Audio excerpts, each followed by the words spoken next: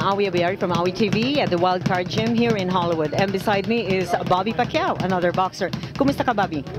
Okay lang naman po. Kailan ang susunod mong laban? Wala pa naman pong schedule kasi normally nakapokus yung mga trainer ko sa kay Manny. Wala pa po. Anong papel na ginagampanan mo dito sa laban ni Manny? Normally, inaalalayan ko po sa pag-training, sa pag-jogging, sinasamahan ko. Kasi wala siyang kasama, kaya sinasamahan ko lagi.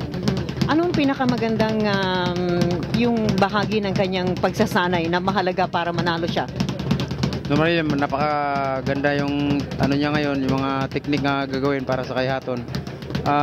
Normally, siguro magawa niya lahat yung technique ngayon na bagong laban kasi maraming ginagawa si Freddie Roth na style para kay Hatton. Sabi nila yung daw bilis ni Manny Pacquiao magpapanalo sa kanya. Pero si Hatton alam na rin niya na kailangan mabilis siya.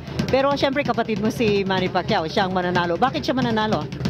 Normally po, una po sa tiwala siya sa Panginoon na siyempre yun nga pangunang-una niya sa Panginoon. Pangalawa sa pag-training niya, siyempre talagang preparasyon siya ngayon, preparado sa training ngayon. Napakagandang kondisyon niya. Normally 100% para lalaban kay Hatton para. Bobby, anong pagkakaiba ng training dito sa Amerika kaysa sa Pilipinas? Normally napakaiba rito kasi yun nga iba ng klima, saka dito talaga walang mga barkada, hindi katulad sa Pinas maraming nagaya.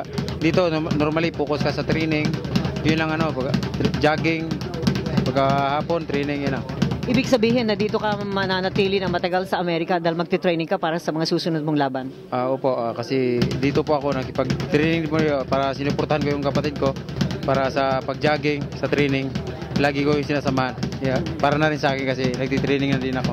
So susunod, Bobby, siguro ikaw naman ang tatakbuhin ng talaga ng press people, ano? Dahil ikaw naman ang susunod na kampiyon ng mga tao. Sana po. Congratulations, Bobby. Batiin mo yung mga nanonood sa atin.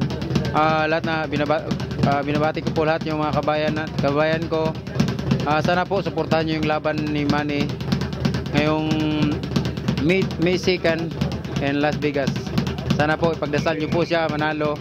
Hindi lang po sa kanya, sa amin to, sa kanya, para din sa ating kapwa Pilipino. Saka sa ating bansa. Maraming salamat sa iyo, Bobby Pacquiao, right here at the Wildcard Gym, Awi TV.